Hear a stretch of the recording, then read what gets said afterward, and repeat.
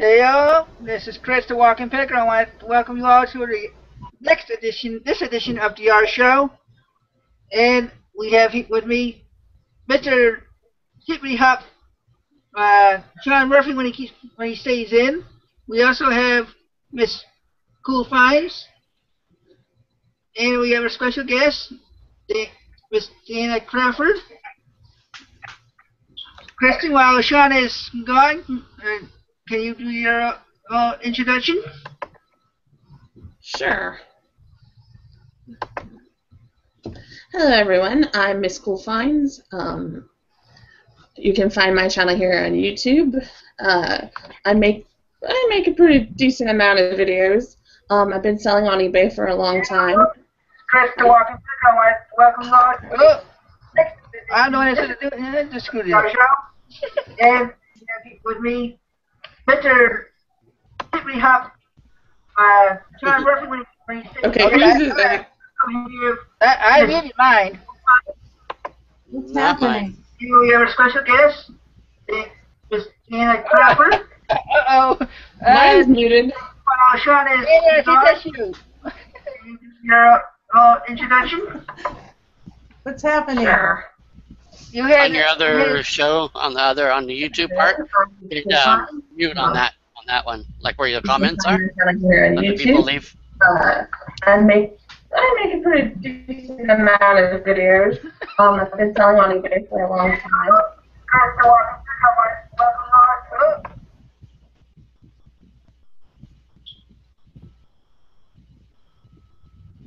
Okay, I think we.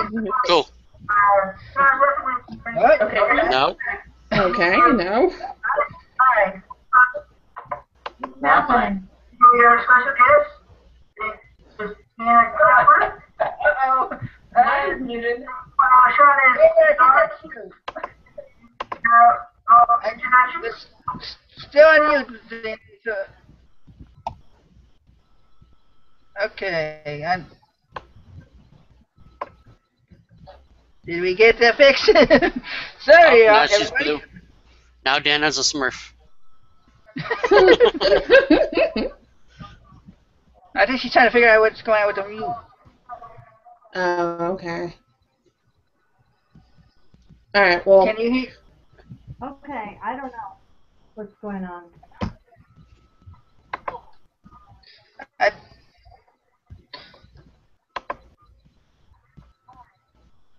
Okay, Kristen. While we're trying to figure that out, I'm gonna continue. Anyways, as I was saying, been selling on eBay for a while, and I sell just about anything I get my hands on that'll make money, but I mostly like video games, movies, and any kind of electronics or media. Okay. Did we get that fixed? Sorry, everybody. Now Danna's a Smurf. Great. It's still on your. I think it's on your other computer. Yeah, like where you're gonna see the people leaving the comments, the watchers. On that screen, you want to put that one on mute.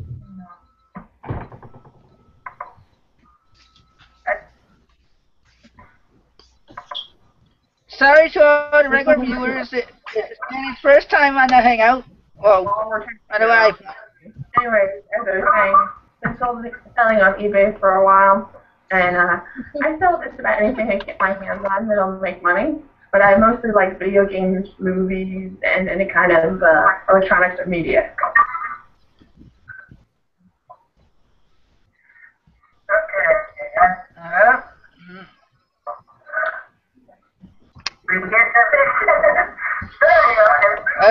Okay, let's see. It's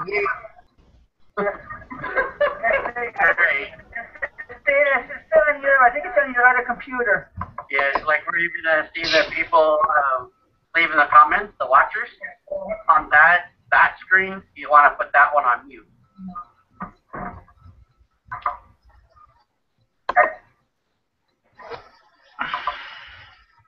Okay, so Okay.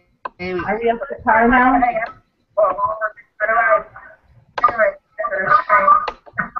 Selling on eBay for a while, and I sell just about anything I get my hands on that'll make money. But I mostly like video games, movies, and any kind of electronics media. Okay.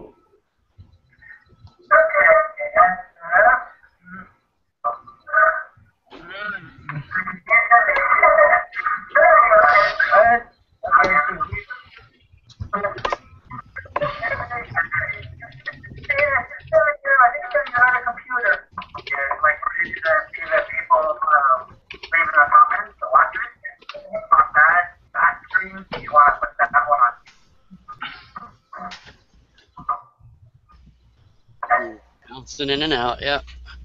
This dang computer. Yeah, and it's still go. It's still. Okay, I've got all my stuff muted, so. The one on that you have playing on YouTube itself. Yeah. Open? Is that one muted? Yeah. Okay. Do you have another tab on this one that you're chatting on open? Yeah. I don't have any other windows open, so I can't figure it out. Oh man. It's possessed. Hmm.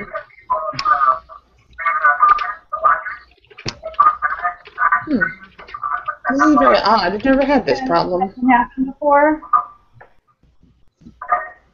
In and out, yeah. This dang computer. Yeah, and it's still go. It's still. I've got all my stuff muted, so. I don't know what else to do here. That you have playing on YouTube. Do you have a headset? Is that one muted? Okay. Maybe if you had a headset, maybe you try that. Plug that in. This one that you're on open? I don't have any other windows open, so I can't figure it out. Oh man. Maybe I should.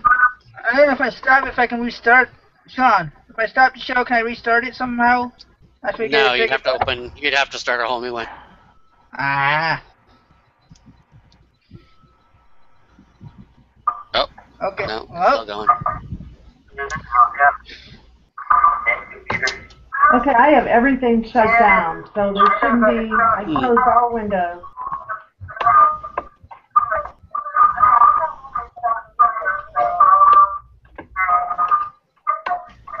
I don't know what else to do. Man, that's crazy. I've never had this issue.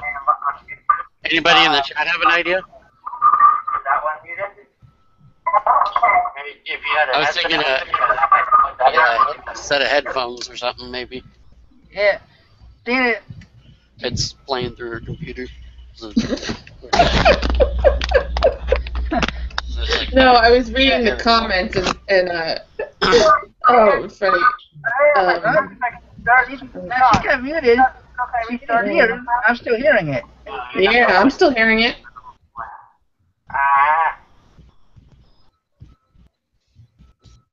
Maybe we should just try a new show, a new episode.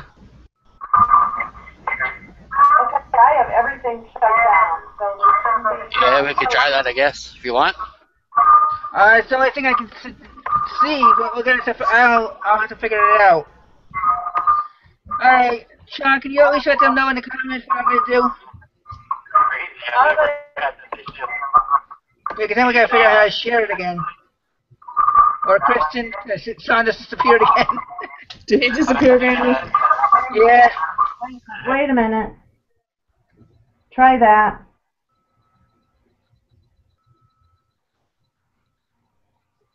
Okay, I'm not hearing anything.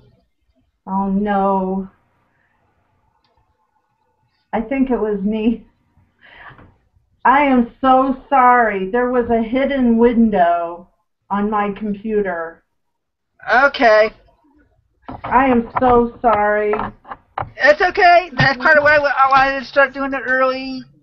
You know, and it still didn't work out quite right, but Sean, if she figured, She figured it out. She had another Take it window from the open top. on her other computer. Oh, sweet. Go. So, thanks again for everybody that is here. Thank you for living through this little dilemma that we just had. Sean, before you hop in and out again, why don't you give us your introduction? Cool. Yeah, my name is Cool Toads. You can find me at Cool Toads on what is it called? YouTube. I'm also got a second channel trying is Cool Toads Pad, but I haven't really done much on there. But just go to Cool Toads and who knows. I'm starting up on Facebook again, Cool Toads Pad as well, so look me up there. I have a show on Friday nights, 5 o'clock Pacific, 8 o'clock Eastern. Lord knows how I get anywhere because I can never remember my own stuff. I actually just hit 1,000 subscribers today. I'm going to be having a Silver Eagle drawing. And for those who don't know what a Silver Eagle is, it's a silver coin, silver dollar. Depending on what the price of silver is, worth about $25-$30. But yeah, so go and subscribe more for chances, and I don't know what I'm going to do to give that away. But anyway, yeah, I sell on eBay, Amazon, Facebook a little bit lately. And I don't know, I don't have anything else. There I am. And as you all know, you're already here on this Walking Picker channel with our show. I sell on eBay, Amazon, and I have my National Resource Advice Group. Our guest tonight is a certified education specialist trained by eBay, and she travels around teaching about eBay. So please give a welcome to Danna Crawford, and go ahead and give your introduction about yourself, Danna. Hi, thank you so much for having me. I am so sorry for being a dork with messing up the beginning of the show. I've never done one of these live things before, so another learning curve. So I look forward to doing lots more. I've been an eBay seller since 1997, and it's my livelihood. I make a living full-time on eBay. And I had some great sales today. Cha-ching. So I'm in a good mood because I had these trolls. I bought these little trolls we just got back from Ireland, and we were on vacation, and I bought these little trolls in Ireland. Oh, they were big trolls, actually. I don't even know what they were. So I listed them as troll dolls, and I paid £8 for them, which would be like $14, and I put them on a 10-day auction, and they ended today for $122. Sweet. So I was pretty excited about that. Heck yeah. It was like you get that, that adrenaline going when you have a great sale with auctions. I love auctions. So I exclusively sell on eBay. I don't sell anywhere else, and I teach eBay mostly in Florida and up to Atlanta, over to Alabama, and down to Miami. So I teach classes around the Florida area for the post office. I partnership with the Postal Service. And that's about it. Well, you already answered two of my first questions. Oh. Sorry about that. Well, that's good. Do you have any Facebook groups or anything that you want to let the people know about in case they're not members of your groups already? Well, I have a YouTube channel. Well, when I started on eBay, back in the day, our eBay ID was our email address. And so then eBay came along and said we had to change that. We weren't going to use our email address anymore. So I just couldn't think of anything else, so I chose my name. So my eBay ID is my name, Danna, D-A-N-N-A. And then when eBay stores rolled out, I couldn't think of a name, and then I decided, since I was teaching eBay then, and people were always asking me questions, I thought, well, I'll just call my eBay store Ask Danna. So it's also the name of my YouTube channel, which is Ask Danna. And I always kept it that way because when you brand yourself, and you start putting links out everywhere, if you go change your name, like if I changed my eBay store name, then everywhere that I advertised it, the links would become dead. So it's really important to brand yourself early in your business and not change it.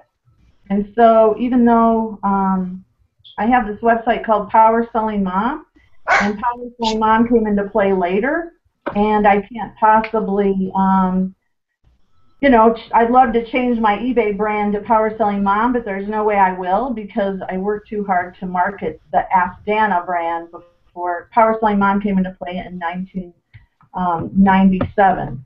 So, excuse me, 2007. So it was like, you know, 10 years later. So learn from my mistake. When you brand yourself, come up with that clever name in the beginning so that you can use it everywhere, and then don't change it. Cool. Well, you kind of answered my third question that I was going to have. You are eBay exclusive, but how do you protect yourself from unforeseen futures, like having all your eggs in one basket? People always say, don't keep your eggs in one basket. How do you protect yourself if you're just selling on eBay? Well, I just do really well with my eggs. So. She lays golden eggs. And you know, the thing is, Or uses. my feelings are that people spread themselves too thin by, you know, someone will say, oh, eBay's slowing down, I'm going to go dabble with Amazon, or I'm going to go dabble with this or dabble with that. And pretty soon they're just dabbling everywhere, and then they're not really focusing on one area. So it's just my opinion, of course, but it works for me. And if eBay sales slow down, then I figure out why, and I address it, and I try to fix it. So. Cool Toads or Kristen, you can ask her a question. So you have a niche then, or are you selling everything, or? Yep, I'm what I call a treasure hunt seller. So I sell everything under the sun, and I'm also a consignment seller. So people bring me merchandise, and that's another avenue for eBay sellers because we used to be called trading assistants, of course, but now they don't. eBay did away with that name. So now we're just consignment sellers. So people bring items to me, and I accept items any value. I prefer nothing less than $100 value. But it opens up another door for people bringing me products, and I can always say no. You know what I mean? I'm not sure how much of that answer he got because he got booted again. I'll just rewatch the show and get my answers. Sorry. Kristen, do you have a question? Yeah, actually, I was thinking about this earlier because I had posted a couple days ago in the our group about their eBay's talking about the extended holiday returns, and I just wanted to know what your thoughts were on that. Well, I think that it's going to help all of us by participating, of course. But it's interesting because I look at it like if I go to like Target and if I'm going to return something and I put it in the back of my car to return it, and then 9 times out of 10 I forget, so or I just don't feel like returning it. So returns really haven't been an issue for me, and I don't think that it will be an issue. I think that people are more confident to shop from you if you have, if you have good returns. Because if you don't, it puts up a red flag, and you think, oh, why are they afraid? Could the item be broken? Or, doubt goes in their mind. So I think it'll be a win-win. John, do you have another question before you disappear again? Well, I was looking at your recent videos. I saw the little toaster thing with the salt and pepper shaker. Is that like from, where did you find that? And what, is it worth more than like a regular salt and pepper shaker. It's really cool because you can like push it down and like the little toast is the That was really cool. Yeah, actually, that I guess it was before I went to England. My husband and I bought out an estate. So sometimes when people come to us or to me, they'll say, will you sell my stuff or do you want to buy everything? So many times I'll just say, you know what, let me just buy everything and then I'll deal with it later. So right now I have a room full of salt and pepper shakers, and I have a garage full of collectible dolls. So I'm slowly sorting through those, and my goal was, okay, I've got thousands of these items. Even if I get $10, an item, I'll still be ahead because we paid like $300 for a U-Haul full of this stuff. So I rented a U-Haul and bought out the stuff. So now it's slowly getting listed. But I try to make videos. Do you guys do that? Do you make videos for your eBay items? Yeah, a little bit. Yep. Yeah. Every once in a while, I'll do a haul video or a sold video. But since I started this, I've kind of gotten away from doing that. Yeah. But it was really cool because it was like the little toaster. And it had a salt and pepper was like the toast, and you could push it down, and it would pop out. And it was really cool. Yeah, they're actually a lot of money, so it's pretty cool. Thank you. You have another question, Kristen? I was looking to see if there was any questions in the comments too. Since nobody had looked Kristen didn't do her homework. She's in trouble. Hey, you know what? Kristen was sick for 2 weeks. She didn't do anything. Cry me a river. Sean, you want to get shots again? You want to get shots every week, it seems. Yeah. Well, don't breathe on them. Yeah. Well, while she's looking, I'll ask my next question, which is, what is your favorite type of source? Like thrift stores, garage sales, or retail arbitrage? Well, personally, garage sales are my #1 favorite. And I like the thrift stores for, I call it therapy. So I'll go, I'll use the thrift stores as like a therapy session where I get my shopping cart set up and my purse and my iPad, and then I cruise through the store looking items up on eBay, uncompleted listings, of course. So I would say #1 would be garage sales. #2 would be thrift stores. And then I also people watch at the discount stores, like head right to the clearance rack, right? All types of stores, I head to the clearance rack. Okay. You see anything, Kristen? Yep. Yeah. Star Squatch wanted to know how do you partner with the post office? Well, I've gotten really lucky with that. The post office actually contacted me 4 years ago and asked me to come and do presentations for them.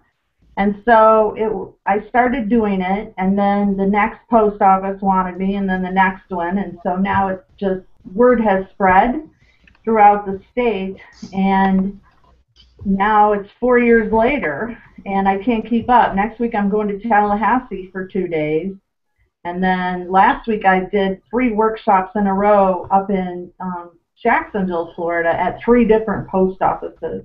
And it's really fun because it's a good relationship because, the post office wants people to ship, so they want people to learn eBay and how to ship. So it's a good match, but you just have to connect with the postmaster. So it's a show how to properly ship items and stuff like that then? Yeah, I do. I have it's like a 2.5 hour workshop. Cool. So it starts off with researching product, then I go into the 4-step from the easy sell your item tool. So I go through a demo of how to list using the sell your item tool, and then I go into taking photos and Oh, all my tips for photos, and then I go into shipping, and I talk a bit about the global shipping program and feedback, and then it ends with, questions. And it really works out well because then with the follow-up, they get a copy of the entire presentation. So everybody that comes gets a PDF file of the entire presentation. And wow. then, yeah, and then I follow up with email marketing, so I can constantly keep in touch and engage, with everybody and give them continued support. I Cool. enjoy it. That actually leads into a question I had, if I can ask it. That's all right, Chris. Yep. Go ahead. I was going to say about email marketing. Now, do you use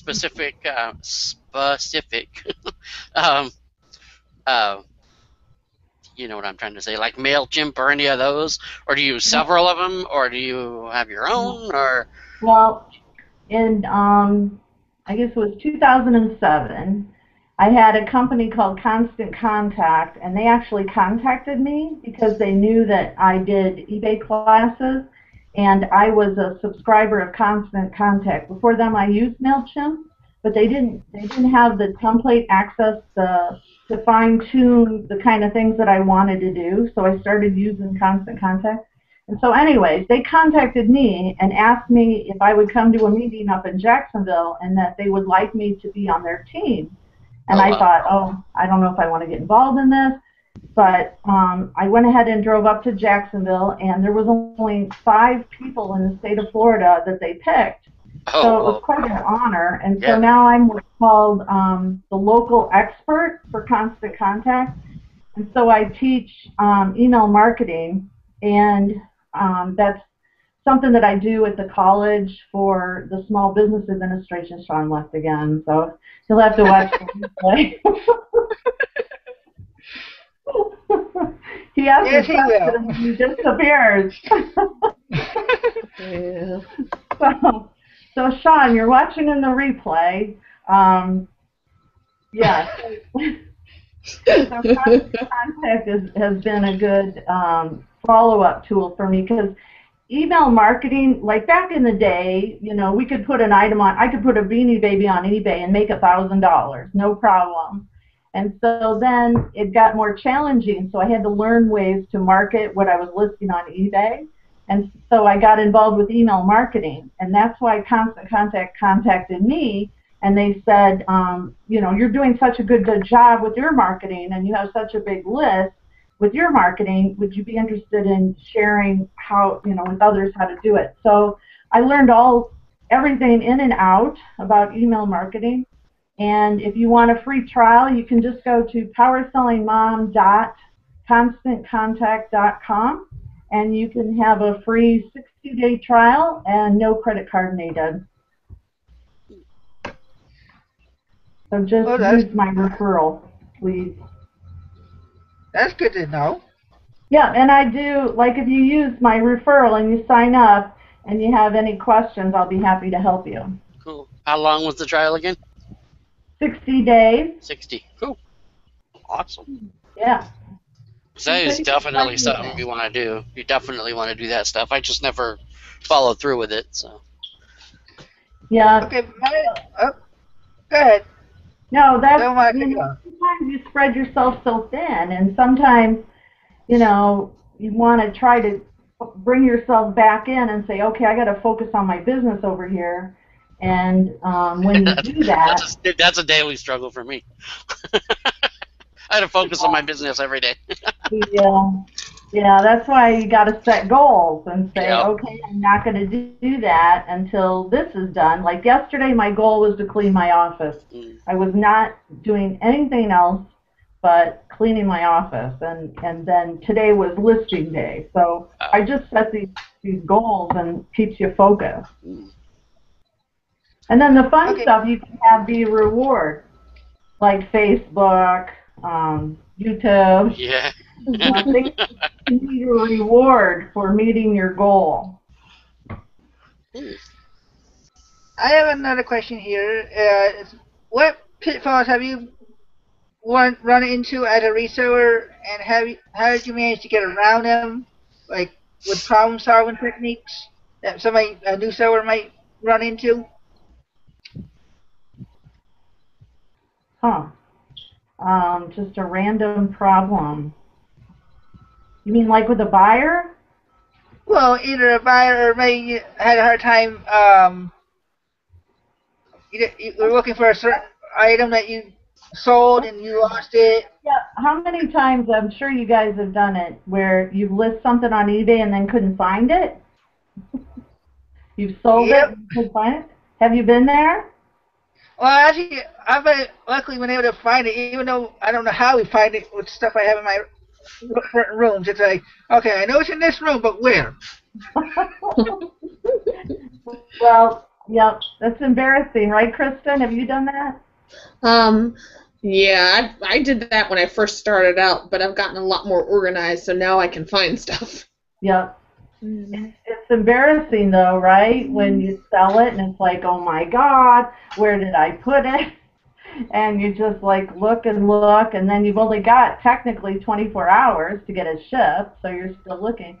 So what I started doing as I grew, because now I have the second level, a premium eBay store, which I don't recommend unless you have a minimum of 500 items, or 2,000 items for the next one. But I knew I was getting up to like 1,000 listings. This was before I went on vacation, and so what I had to do was I created this, I have this wall in one room, and I bought all these Rubbermaid tubs, and then I numbered them all. And then every listing at the bottom of my description, I would put in number 8, the smallest font, for office use only, number 53, and that would be the box that my stuff is in. So at the bottom of every listing, I'd have for office use only and the number, and then I'd put it in the box so that when I sell it, then I just look down at where it's at, and then boom, I can go get it. So I would say that's the biggest thing, is to try to stay organized right away so you don't run into that. Kristen, any more questions in the comments? Let's see. Star Squatch asked, are you doing these post office discussions for the employees or the general public? Nope, they're open to the public. If you go to powersellingmom.com/USPS, you can see all the post offices that I'm doing these at, and they're open to the public. Free, Cool. and they're free, by the way. Even better. John, do you have another question before you do a little hop again? I'm sure I'll get bobbed as I ask the question. Oh, I see you have some ebooks and stuff. I was wondering, how many do you have out now, and are there any like favorites of those ebooks that you have? Or Well, I've done so many ebooks, and back in the day when we used to be able to do digital delivery on eBay, I can remember one Christmas Eve I sat there and I made almost $1,000, well, over $1,000 in ebook sales, and I missed those days because they were like 99 cents. And I don't know, I got boosted, I guess, on eBay, and it was Christmas Eve, and I felt like a meister, so they're going cha-ching, adding them up on my adding machine, and so I'm all excited going, oh, I'm going to go buy that laptop now. Yeah, no doubt. But so the ebook industry has changed a lot since, in my opinion, since eBay pulled the plug on the format of digital delivery. So now I condense them on CD, and I've also started adding video to them. So they come like, I've got one in my eBay store called How to Sell on eBay, and it comes on a CD, and then it also has a PDF file with it, so they can watch the video, but it plays on your computer, not your DVD player.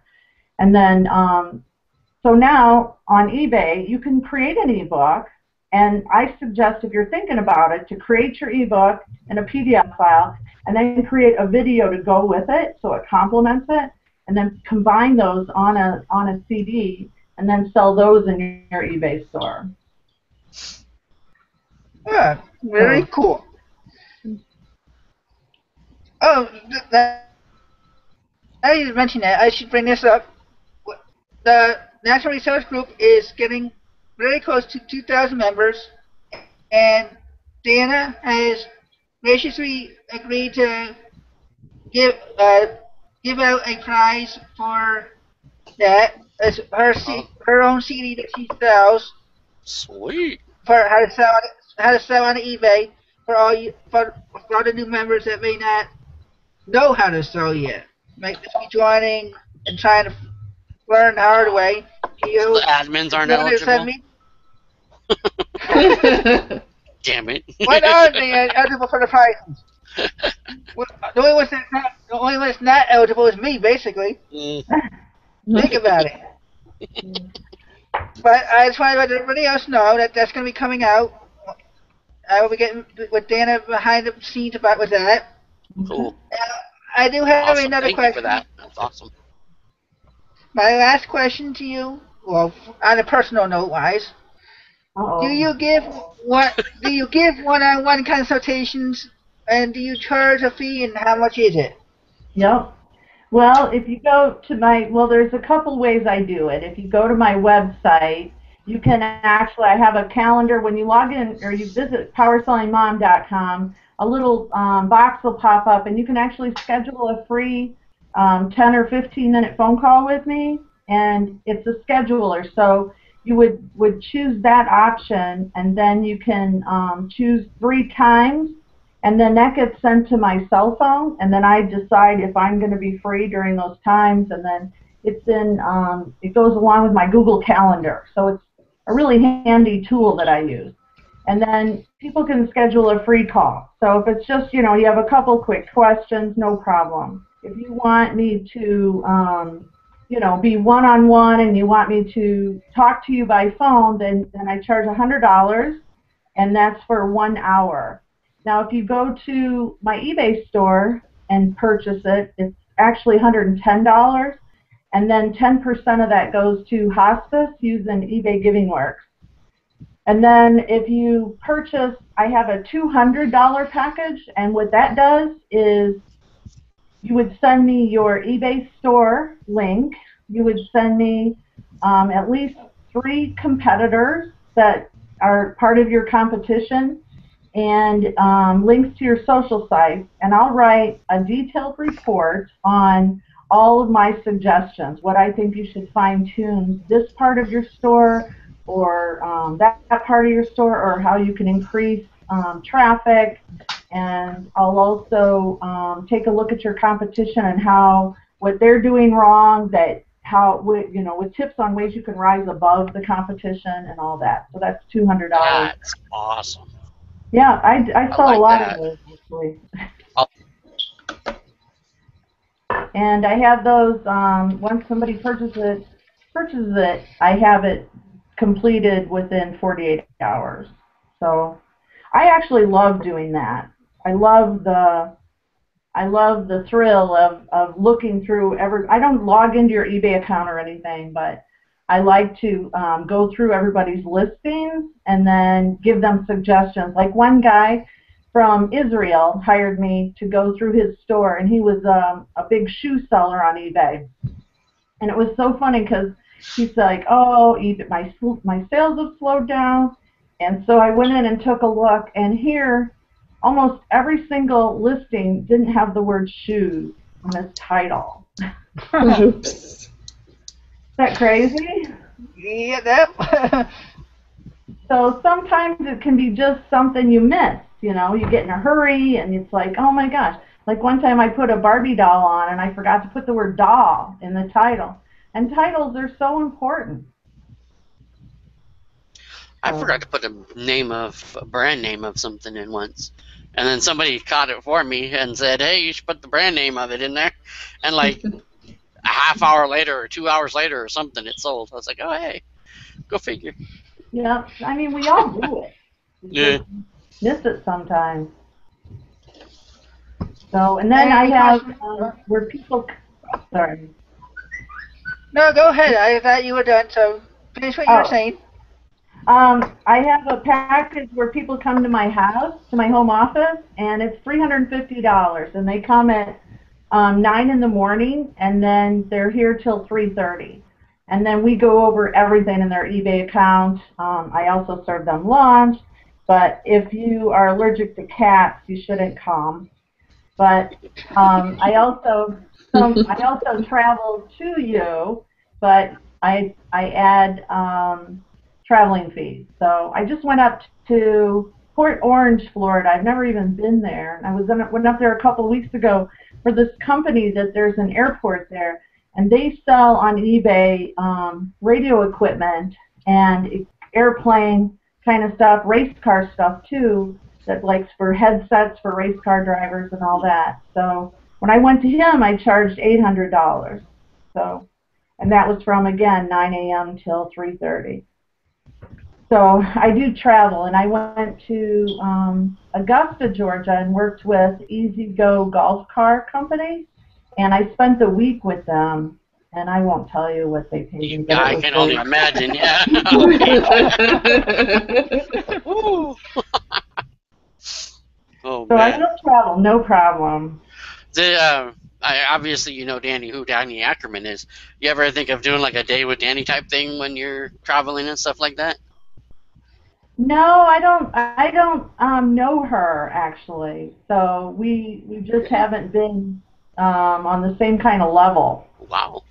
Okay, cool. Well, she basically like when she's traveling and doing talks at other like eBay groups and stuff throughout the country, she'll also set up a day with Danny, which she'll go out to.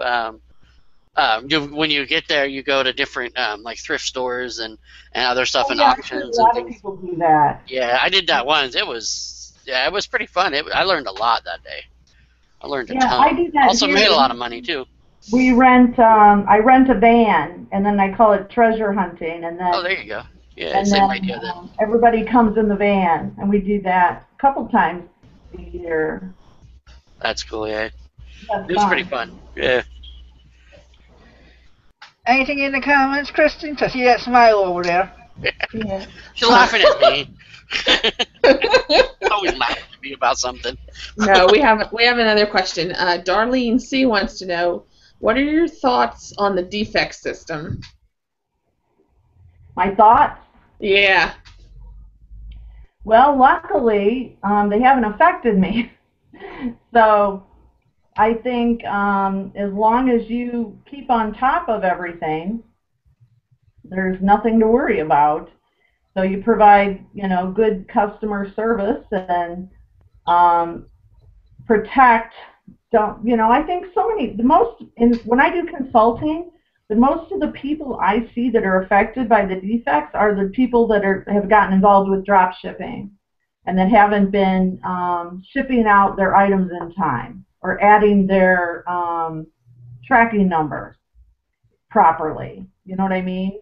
Mm-hmm. So if you're doing everything the way you're supposed to do, and shipping within 24 hours of payment, and your items are in America, they're not being shipped from another country, I don't think you have anything to worry about as long as you provide good customer service and communicate.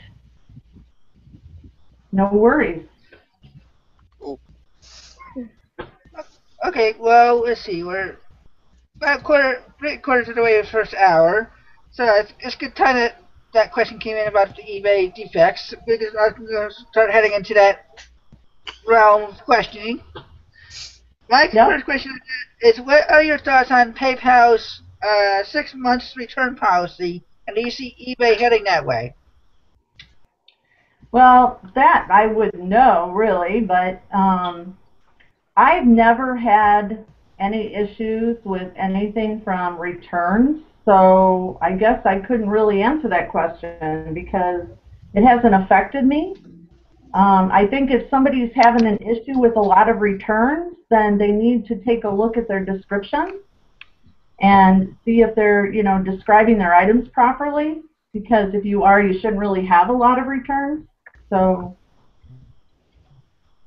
I've noticed a lot of people that complain, and I'm going to use the word complain, about returns and other stuff, are the ones that are selling clothes, and a lot of clothes. Now, not so much like selling toasters or things like that. Whatever, I see a lot of people that are, I sent such and such shirt and it doesn't fit. Well, people are, they want it to fit. They want it to be whatever color you said it was, or and that's the reason I stopped selling shirts mainly. That's where all my defects were. So I was like, well, obviously that's not working. So I'll sell jeans and ties, but that's about it. So that's just my thought and what I see anyway. Okay, that's interesting because I mean I do a lot. I have clients that are also clothing sellers, and I think that once we adjusted the return policy, and then we started adding all of those measurements in the description, that it cut down on issues like that. Because, and also by adding a restocking fee. So I always recommend, especially in clothing, you add a restocking fee, because when there's there he goes again. No, I'm listening. This is interesting to me, so go on. So Sean, talking to you from the archives. When you are listing clothes, where was I saying? So you're listing clothes, you have a 20% restocking fee, for example. So that's going to put a halt or make the person think twice before they buy the prom dress on Friday, or and then wear it on the weekend and then return it next week, because now they've got a restocking fee. And so that's going to make them think twice, I think, before they want to return it for that reason. But if it honestly didn't fit them, then of course you got to do a return. That's the way it is. But you've got to make sure that you have the measurements in there. So I just think that's really important to have the measurements in there. And if something's running small, I know I bought a shirt on eBay, and when I got it, it looked like it was for a Barbie doll. It was like a child size extra large. There was no way it was a big mama size extra large. So and then when I thought, oh, I can't believe this. So I went in to look at the description. Well, guess what? The measurements were right there. I could have, paid attention to those measurements. So I can't hold that person responsible. I still gave them great feedback, and then guess what? I listed it back on eBay, and I sold it for more money than I paid for it. So.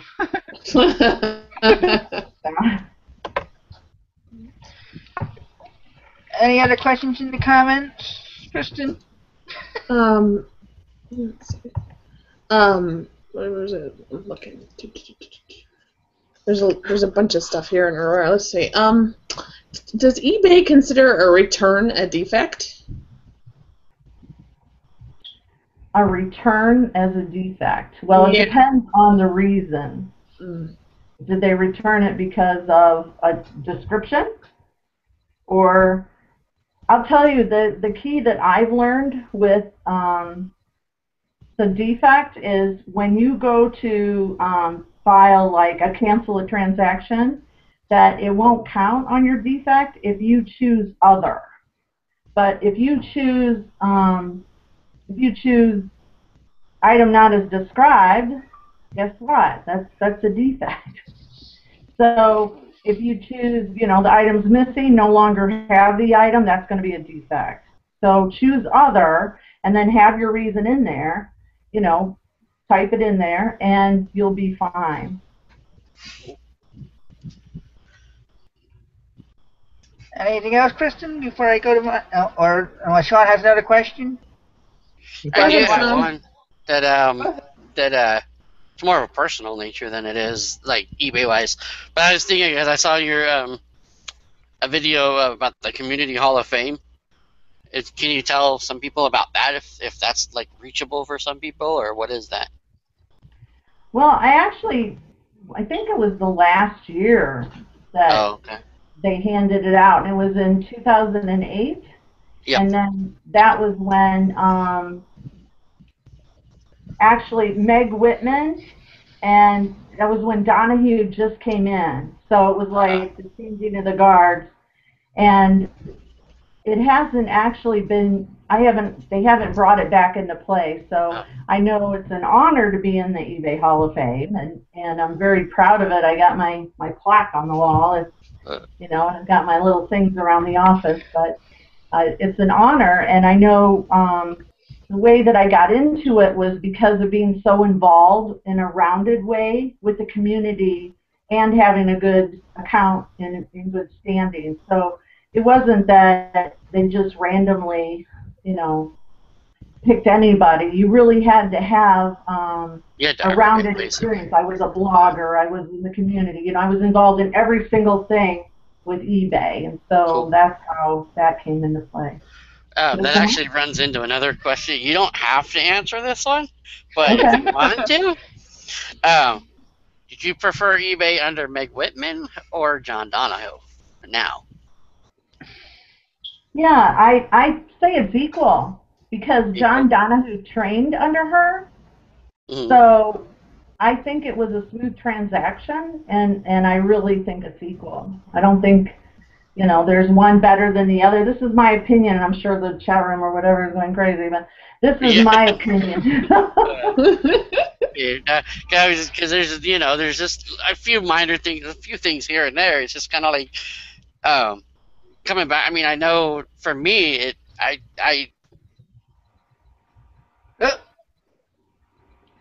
agree, Sean. Okay, well, Kristen, while he's gone, here he comes. Like I say, while he's gone, if you want to ask another, oh, there he is. He's back. No, carry on, Sean. He was just going to say something really important. I know, that's right. I didn't know how I was going to take him to come back. So why it always does that when he's about to say something important. Okay, Sean, you can finish what you were saying. Sean. I'm here. Sean.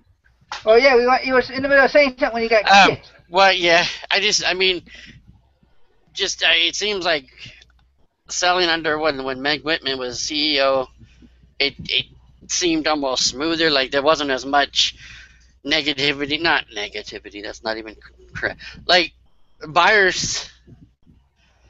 You know, it's hard to explain. Buyers, it seemed to be more of an equal, you know, eBay, almost, it feels like eBay now is more against buyers in a sense. Not necessarily, but unless it's just because of the change and everybody's just, you know, yeah. You know what, I've learned. It's hard to explain. I can kind of understand what you're trying to say, but I know each person is different, and when people, I mean, it's kind of like the story goes, if you hang out with negative people, you know, you're gonna have negative vibes and negative business, so it affects your whole life. And I think that also attitude does. So if I'm over here worried about what's going on and these people are saying this and these people are saying that, I'm a loner. So I just try to keep focused on my business and disregard all of the nonsense going on. And I think that a lot of people tend to get sucked into drama, and when you get sucked into drama, it seriously affects your business. Yeah, I didn't think of that angle. Maybe that because, like, when Meg Whitman was there, you didn't have Facebook and all these groups. That's and right. You didn't see all the people, you know, complaining about the little things or whatever. So, yeah, I definitely should relook at all that. But well, and also the discussion boards have changed on eBay.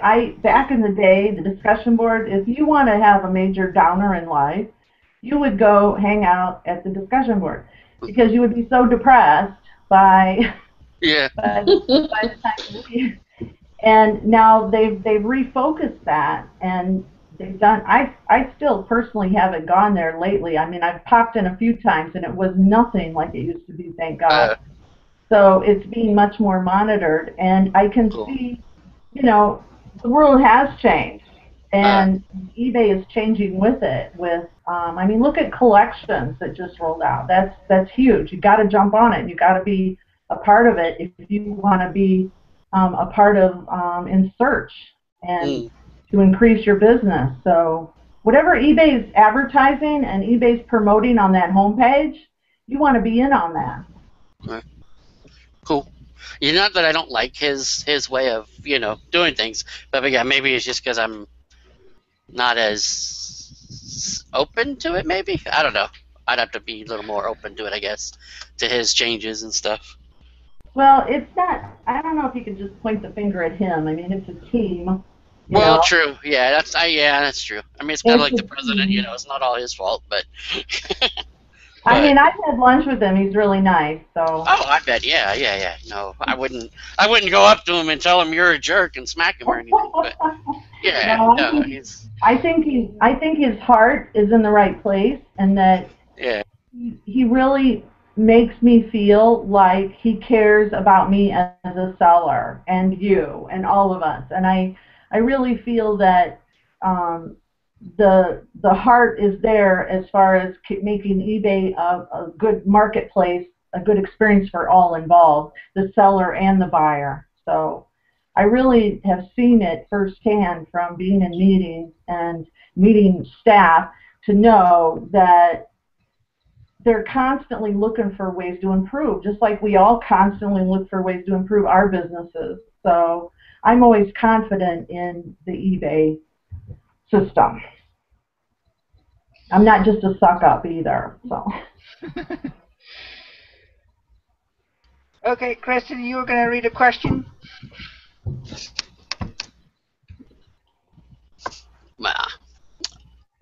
I have to find it again now. There's been a lot of people talking. Well, if you want, I can ask my next question while you're looking. Yeah, go ahead. My next question is, would eBay having all these changes that they've been doing lately, and definitely with more to come, as we know, many small sellers are struggling to adapt. What can you advise in pointers-wise to keep them from giving up?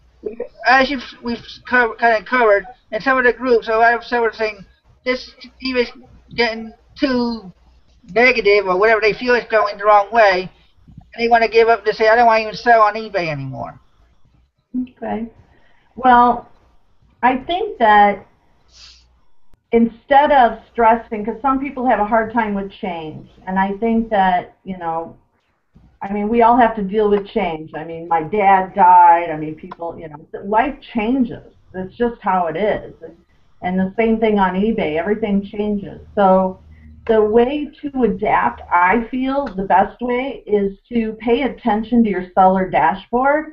And if anything comes in or changes and you focus on your business and your dashboard and try to avoid all the crybabies, because some people just can't handle change, and so they're over here, they're in a little group or whatever, and they're all smashing eBay and ban, and nobody's paying attention to their dashboard or their business, and then that's when you start to mess up.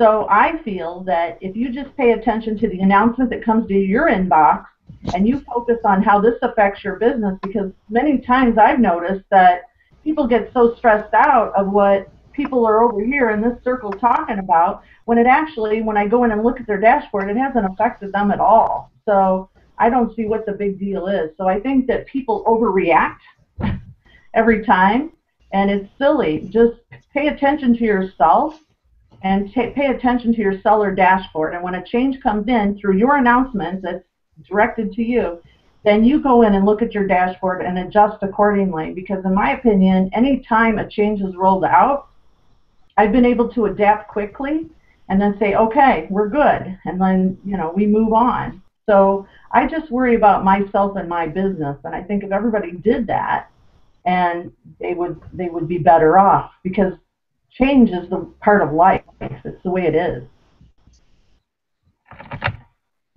Okay. Did you find that question, Kristen? I did. I'm looking at the question. I'm not sure exactly what they mean, but Mr. Steady asked, at what level would you consider someone full-time? Well, I think that it depends on how much money you need to make each month. So, excuse me, like I started on eBay figuring out, okay, I need to make this amount of money every month. And then in order to, I was a single mom, 3 kids, trying to make ends meet. So I knew I had to make this X amount of dollars to get the mortgage paid, to get all the bills paid. So I was just dabbling with eBay, working 3 jobs, and then I started realizing the potential on how much more money I could make on eBay if I focused on it. So everybody has to come, I mean, in my opinion, eBay, you could be a hobby seller, you could take it absolutely any direction you want. So if you want to become full-time, then everybody has different needs and different plans for their day, their week, their month, and then you just have to see what time is available for you. So if you want to just be a part-time seller, then be a part-time seller. But if you start seeing, okay, I need to make this amount of money every month in order to go full-time, and then you lay out the business plan for it, it's totally possible. I feel you can make as much money as you want on eBay, and you could take it any direction you want, but you have to be focused and set plans and goals. Does that make sense? Mm-hmm. Yeah.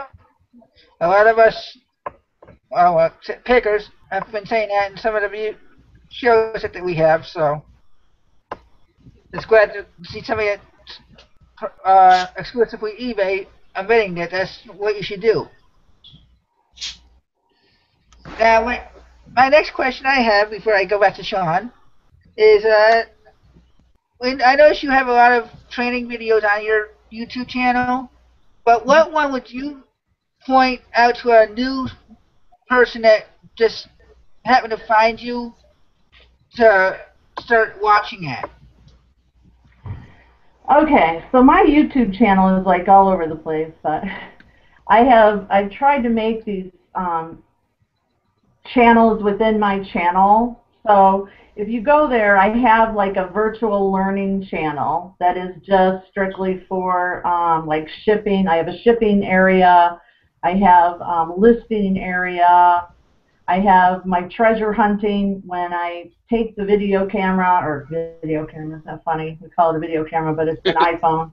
So when I take my iPhone out and do, my live on location, I just love doing that.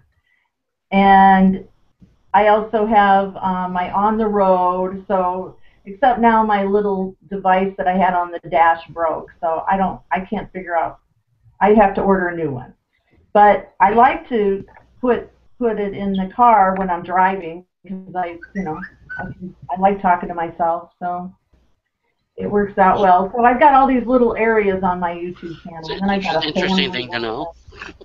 So I'm rattling. It's okay. We got a whole nother hour to rattle on. Oh my God, I'm not done yet. Gosh. Well, I did tell you. That's why I warned you ahead of when I brought it up to you and asked if you wanted to join. Now, you came once last week. I wanted you to have an idea what you were getting into. Carry on. Anything in the comments question? Another question anywhere? Or any comments that are worth reading? I wanted to say, what did I see? I saw it up here before. Raking Profits in the house. Oh, He said, glad to see you folks live. Hey, Rick, I think I get a hold of you yet for the clothes. Let's see, what else? Yeah, he's the guy you want to ask the closed questions to. Oh, yeah, I've already talked to him about he said he'll join me when I go to do that topic for a show, so. Great. That's going to be coming soon. If I can work it out with him. Okay, well, while Sean is gone and while Kristen's looking around, my next question is, within like the next 5-10 years window, do you see small sellers staying on eBay? And if not, where do you think they would go? Where do I think they go? Yeah, like, do you think it's gonna be like? Do you think they're saying like a potential new? I know you don't sell anywhere else, but have you heard of a new site that's starting to make some noise for new people that they can go to? Well, there's lots of eBay wannabe sites, but I can't imagine going anywhere else, seriously. And I just, I do well on eBay, so I don't think I'd be the good person to advise you. The only other thing I can think of offhand is your own website, because because your website that's a blog is a powerful tool in search. So eBay and your blog, I can't imagine going anywhere else. And I seriously can't see anything, falling apart. I guess we could always go to Alibaba. Well, the reason I'm asking that question is because in a couple of the groups that we're in, we've had people say they got kicked off of eBay because of they got over their 5% defect, and they couldn't get back on. They're denied getting back in. So, Well, the people that I know have come to me for consulting, and in fact, I had a local lady, a mom, and she got mixed up. She joined some fancy dropship company. She thought she was going to make millions and work on the beach and live the fantasy. But she got mixed up with this, and she started listing items on eBay, and these items were selling, but she didn't know that they were going to be shipped from China. And so people, after 10 days of waiting for their product, started slamming her with negative feedback. So pretty soon, she had enough negative feedbacks, and she had to give her money back to all these people. She got thrown out of eBay. So she called me crying, going, "Oh my God, I got to make money," and da-da-da. And so I said, "Okay, what's your ID?" And I went in and looked at her ID, and I just said, "I hate to say this, but you screwed up, so you're just going to have to get some books and head over to Amazon." So, when you screw up your account, you can't. People think, "Oh, well, I'll just open up another account." You may get away with it for a little while, but you won't get away with it again. And then guess what? If you maybe get suspended for a month, and then you say, "Oh, well, I'm just going to go ahead and open up another account and try and beat the system," and then you won't. You'll get caught, and then now you're going to be thrown out of eBay forever. So, party's over. It's not worth it. You got a question, Sean? Not really. Oh, and you, I'm kind of jealous you got to go to Ireland though. But those trolls that you got, I know we had. There's a lady on YouTube, Mad Main, who she's from holy moly, from Norway, and she was selling she has a lot of info on those on hers, and I was thinking those trolls were pretty cool. But were there other items you brought back besides those guys, or from there? Because I was watching some of the boot sale videos. It's pretty cool to see some of the stuff. Yeah, my boot sale. I actually, we had just taken the ferry from Wales to Ireland, and so it was a long haul, and so we had drove through England, and then caught a ferry in Wales, and then we landed in Ireland at like 6 in the morning. And so when we got there, I totally fell asleep in the car, and my husband's son lives there. Well, his kids all live there, and so he was driving, and I fell asleep in the back seat. And I said, "Don't wake me up until we get to the house," because we rented a house. And I said, "Don't wake me up till we get to the house." Well, the next thing I know, I hear somebody talking about car boot sale, and I thought, I'm up. So I totally got up. And so when we went into this car boot sale, I was totally out of it, like half asleep, and it was like, 7 in the morning, and I'm walking around there, and that's why my camera is so messed up. So I'm trying to videotape, and then I'm not even paying attention. I didn't know it until I heard it back, and I'm talking about how cute somebody's dog is. And so I thought, this is the worst video I've ever done in my life. But I wanted to bring home so much. My husband had to yell at me because last year we went to Ireland too, and I had to buy another suitcase, and I gave away almost all my clothes so that I could have less weight in my suitcase.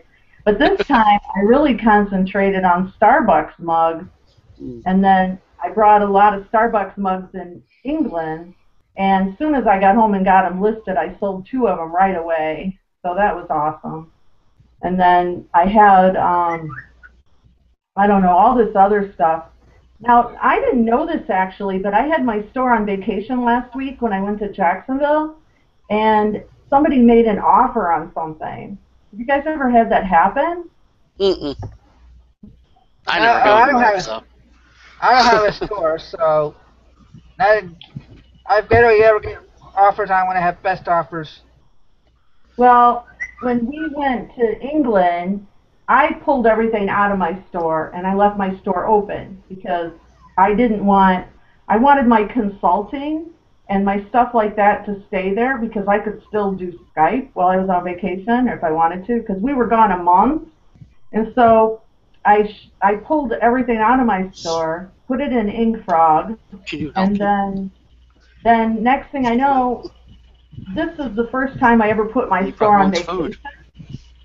And so I put my store on vacation, and when I was in Jacksonville, somebody made an offer on something, and I couldn't accept it because I wanted to, but there wasn't enough time. I wouldn't be able to get home and get it shipped. So I was like, oh my God, I had to kind of ignore it. And then the guy retracted it, and then he made another offer on the same item the next day, and I still couldn't. I thought, okay, well, it'll sit there until I accept it, and I figured I would accept it in the morning that we were going to drive home from Jacksonville, and he retracted it. Oh, man. Oh, my God. So I did not know that people could make offers when you had a store and when you put it on vacation. Oh, now Kristen's gone. Huh. Yeah. I think her laptop overheats, so that could be.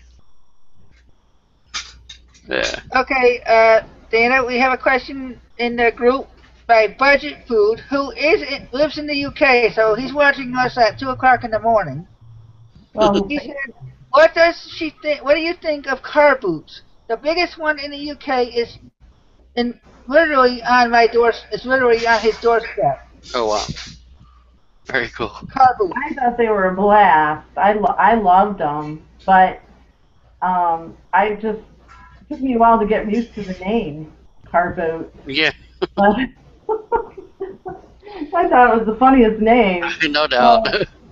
I'm going to the car boot sale.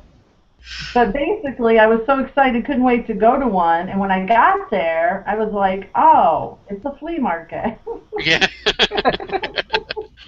Do dogs bark in Gaelic, by the way? Or Pardon me? Do dogs bark in Gaelic, by the way? Yeah. Yeah, but you know what? That one car boot sale that we were in Ireland, and one guy had all of these DVDs out, and that movie Tammy had just come out, and I really wanted to see it. And so I was like, oh, you probably heard me. I'm going, do you have Tammy? Do you have Tammy? And he said they did. And none of these videos were in cases. They all were like in homemade plastic bags with covers on them. And I was like, oh my God, this is crazy. And so I went ahead and got Tammy for $5. And then I had never seen a video like that before, where you watch it and people are like walking in front of the screen. Have you ever seen that? No, I haven't seen that before. I can't believe that they could sell something like that. Well, they probably tried doing a bootleg type of deal. Yeah, but he had how could that be legal? He had like a whole thing set up in Ireland. It's not legal. That's the thing. Well, I don't know what the laws are in Ireland, but I mean, here, if they were to get caught, it's a big no-no. I've never seen it before, so it was a new experience. But when I put it in, I was like, did somebody just walk by the screen? Okay, I do have another question for you. about what do you suggest sellers do about buyers that are trying to get partial refunds? I'm not sure if you've dealt with it, but we've had that. He talked about a lot of buyers will say, "Well, I don't want to return the item, but if you give me $10, I'll give you good feedback, or I won't return it," type of thing. Well, feedback is a whole nother show, but I really try hard to keep my good feedback. I have almost 13,000 now, and I think that I work really hard to keep good feedback. And if people want to return, or if there's a problem with something, the first thing I do is look for their phone number. I don't mess around. I just look for their phone number and I call them up and I'll say, "Oh my gosh, I just read your note. What do you feel would be fair?" And I just flat out see what I can do to fix this as quickly as possible. So I've learned that I can come across, rather than sending notes back and forth, it's like, did he mean this or did they mean that? Don't mess around. Just get the phone number and call them up. And there's nothing wrong with, well, I'll say be dramatic. So I'll call them up and say, "Oh my God, I feel so bad. What can I do to fix this? What do you feel would be fair?" And then shut up.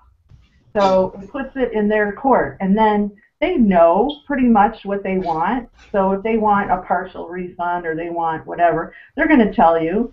Or if there was, something wrong with it, you can tell if they're like making it up or something.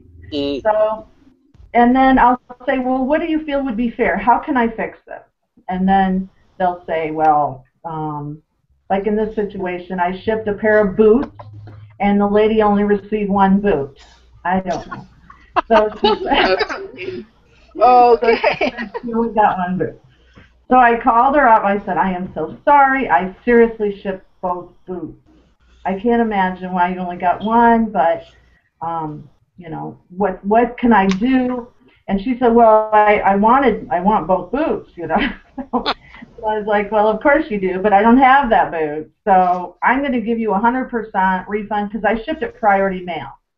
So I knew I was covered. So I said, "I'm going to give you 100% refund. I'm going to go fix it right now. Please do not leave me bad feedback. I'm going to go fix this, and there's nothing wrong with you just flat out saying, please do not leave me bad feedback.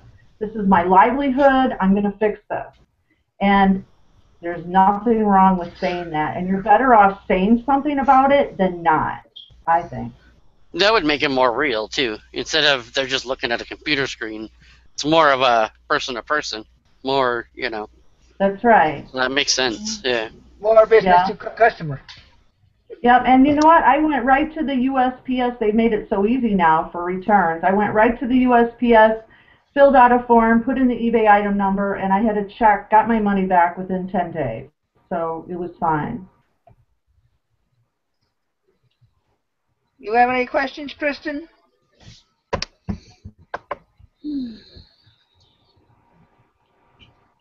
Or any in the comments? I didn't know if you came up with one of your own.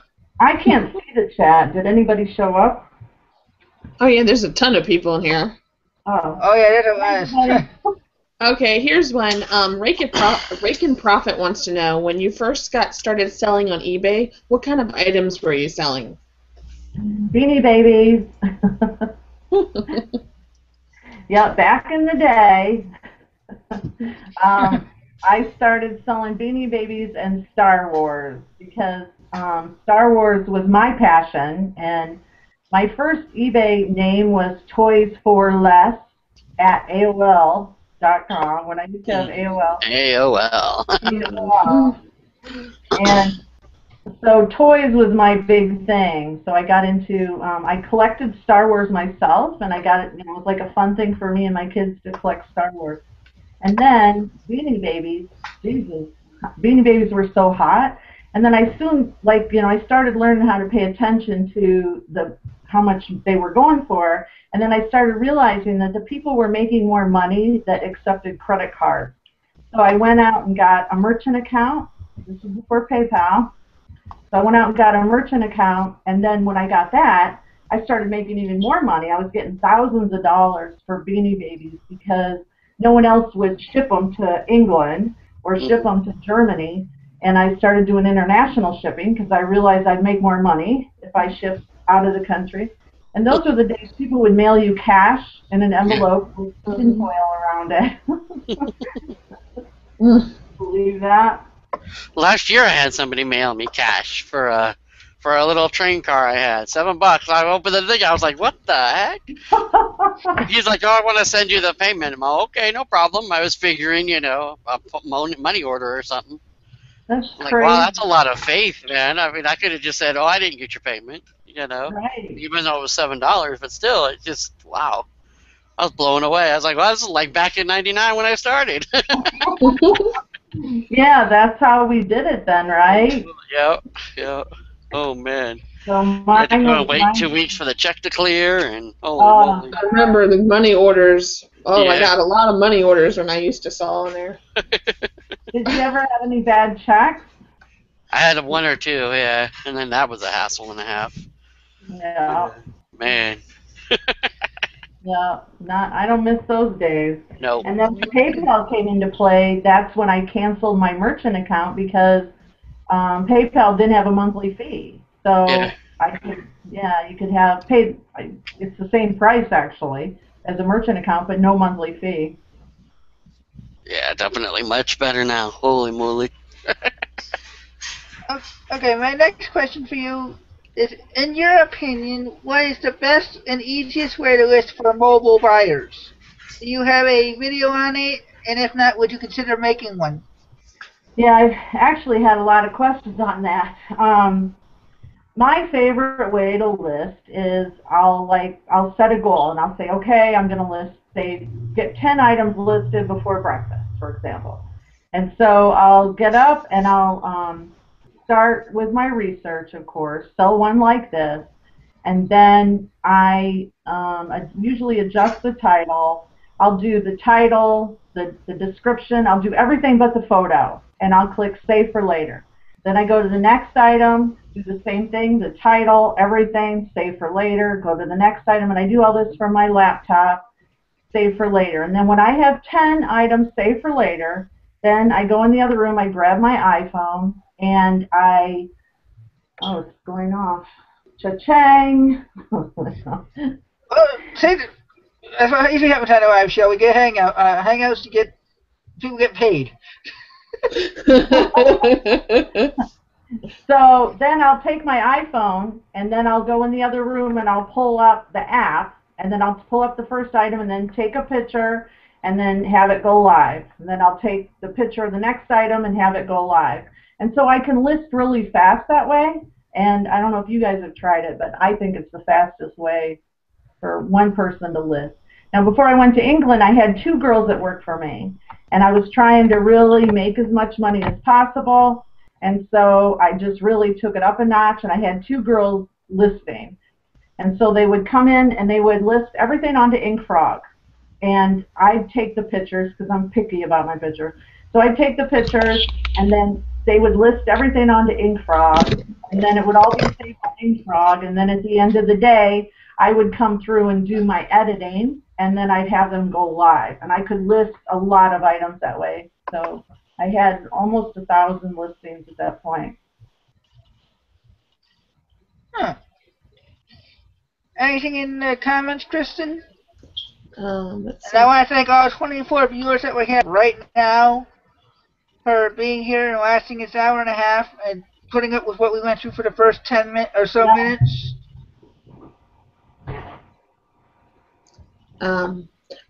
Mr. Sadie asked, how do you feel about listing from your phone? Do you like it? You know, I have fat fingers, so I'm not very good at typing on my phone. So I do talk. My kids make fun of me. So I talk into my phone and let it type. But I prefer to do my listings from my desktop and then finish it off on my phone with my pictures, because there's nothing like a smartphone for taking photos for your stuff. You don't need a camera. Yep, I agree. I love my phone. What kind do you Purchased have? a mini Samsung Note. Nice. It's like oh, I love the new commercial. It's like talking into a piece of toast. Yeah, I've It's seen all that. big, huge thing. Yeah, talking is very uncomfortable on it, but man, it's like having a little mini tablet, really. Is it? Yeah, it's awesome, and research is so easy on it. Do you have any questions, John? I don't, not yet. Anything else in the comments? I guess my Um, last one of them that I have.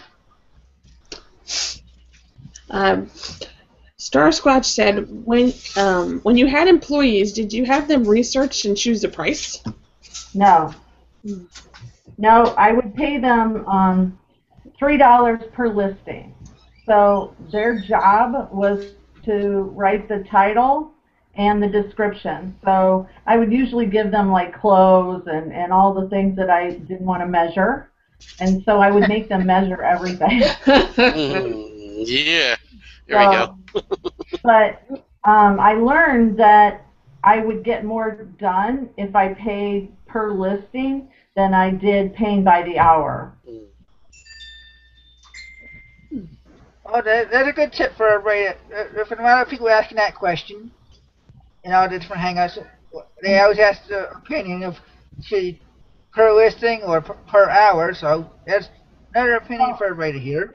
And the thing is, when you have somebody working for you, I learned that the easiest thing to use was InkFrog, because they didn't have to log into my eBay account. They didn't have to go in and see anything in my eBay account. They could be in another room in my house, and I would have them at another laptop. So I bought laptops just for workers, and then they could never be in my eBay account. So it was a perfect situation, because you can log into InkFrog and you can do your complete listing, and then it won't go live. So they're all stored in there. And then from any other room in the house or from in another state even, I can just log into InkFrog because it's a website. So everything goes to a website. It's not downloaded on software. So it's easier to manage when you have multiple. I could even have one girl, she would work from home. So she would come in and pick up all the stuff and then take it home. And then she would list it all at home, and then I could log into InkFrog and see how many she got listed from her house. And then she'd bring them back, and then I'd have them go live. And then I'd pay her per item that she got done from home. Cool. Well, my very last question, and it's not necessarily an eBay one, but anyway it is. It's, with the holidays coming, do you anticipate any product sweepers like they did last year when nobody knew about Frozen, and all of a sudden all you could do was couldn't even find anything? Yeah, that's what everybody wanted. So actually I have a blog post coming out. I blog at the eBay for Business blog. I don't get paid by eBay, by the way. I'm not an eBay employee, but I blog at their business blog. But I have one coming out, so I'll send you all links to that. But one of the things I talked about on that post was to pay attention to the trends, especially now with Black Friday coming, Cyber Monday coming. And the best way to pay attention to that is to subscribe to the Sunday paper, or make the effort to go get the Sunday paper and pay attention to all those flyers. Because those companies like Target and all the big box companies, they know their stuff, and so they've already done the research for us. So we can pay attention to all of those products that are on the front page.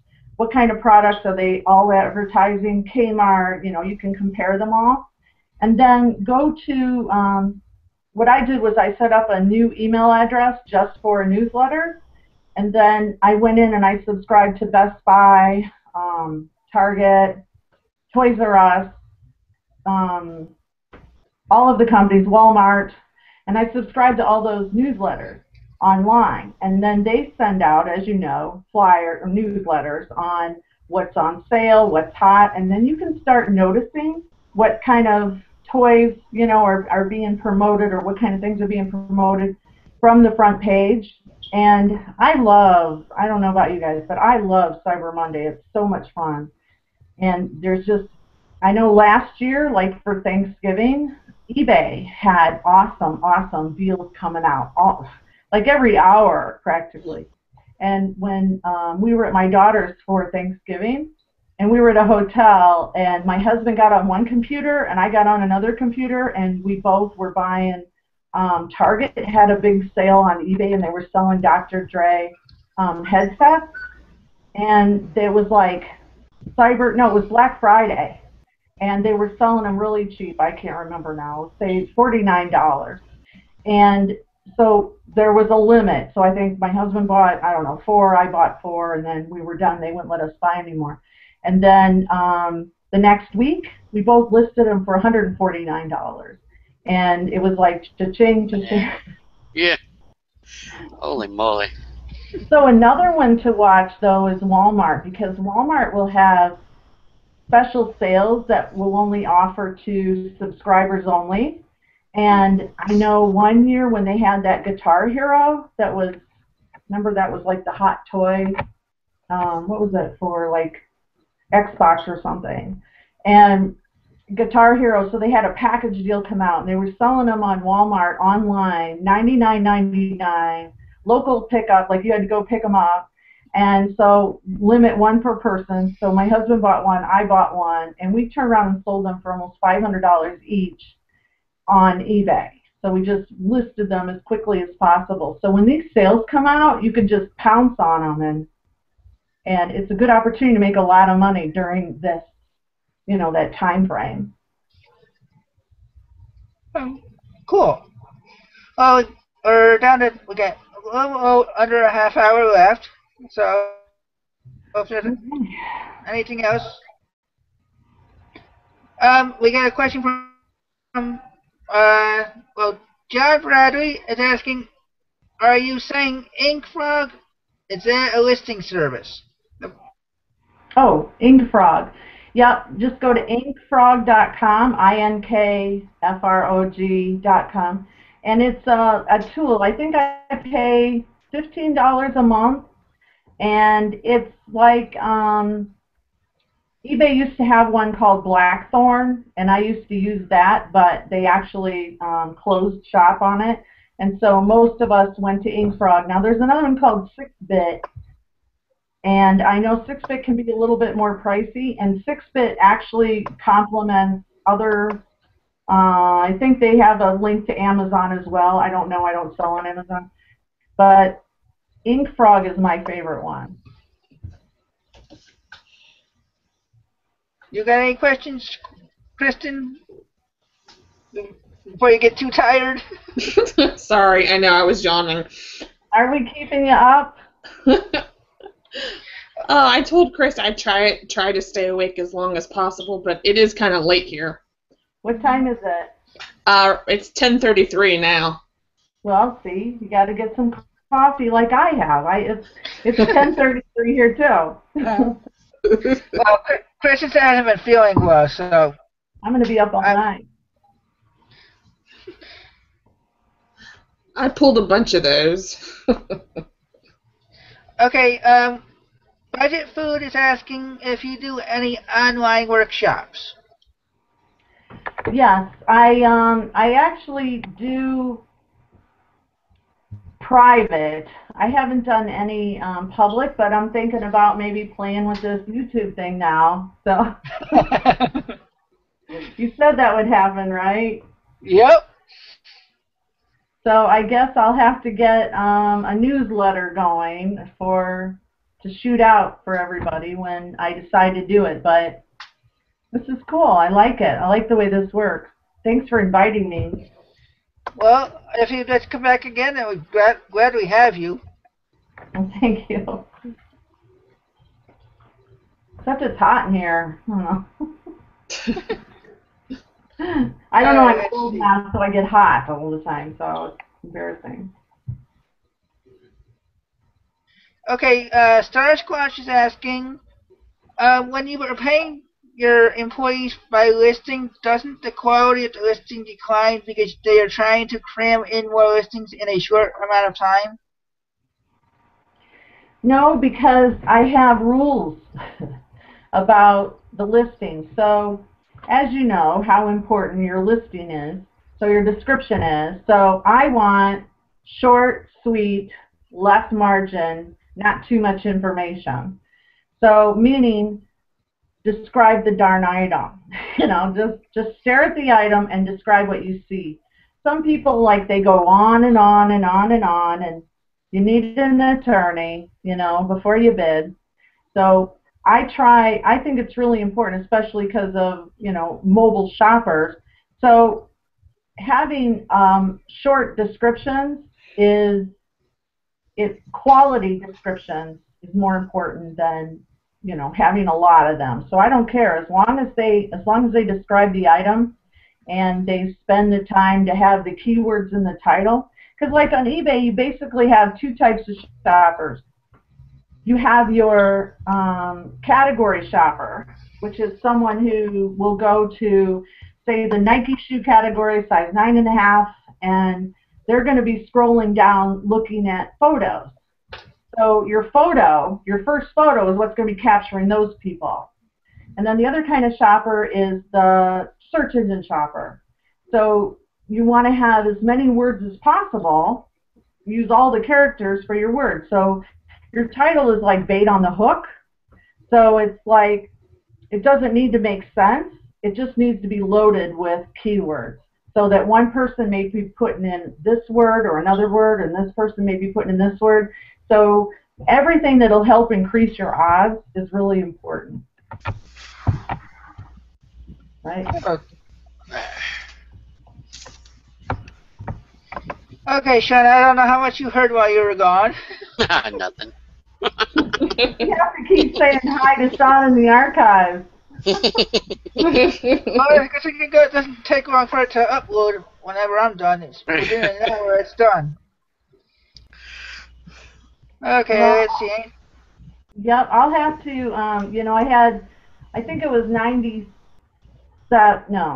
2007, I started powersellingmomradio.com, and I was doing these radio shows every week for a couple of years, and now, of course, I'm lacking. But it's funny, I get more people that contact me and go, I just love your radio show, because it's still in iTunes, so people are still listening to it. And so we'll have to do something. I'll have you guys on. Well, that'll be fun. Yeah, let's do that. We'll see what we can do. Okay. Heck yeah. We'll bring it back to life. Then I can tell everybody, I'm on iTunes. Where are you? Yeah, I have like 100,000 listeners too. Oh, hey. Wow. That'll definitely get this show some exposure.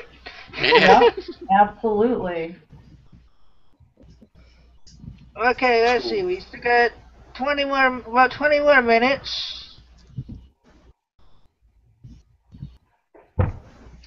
Okay, Mr. Sadie 123 said, being in your early 20s, how did you learn so much about eBay already? That's hilarious. That's hilarious. And I'm sorry, Christian, I'm taking your job away from you. It's all right. I was busy laughing at that. Yeah, well, no, I'm old.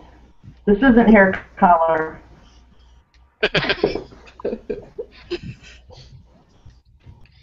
Anything on your mind, Sean, that you want to ask? Yeah, this isn't hair color either.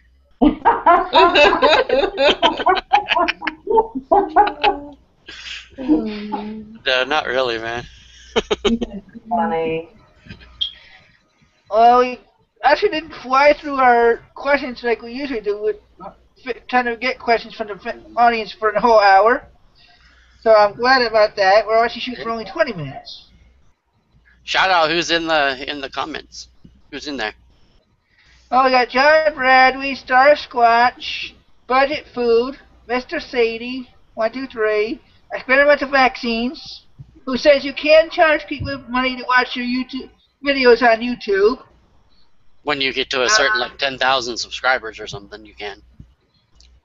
Then yeah, is in the comments. Yeah, they're cool.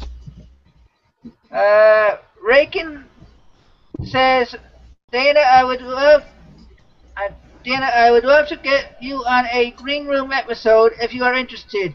I'll reach out. Love all the information you have to offer. It's helping a lot of people.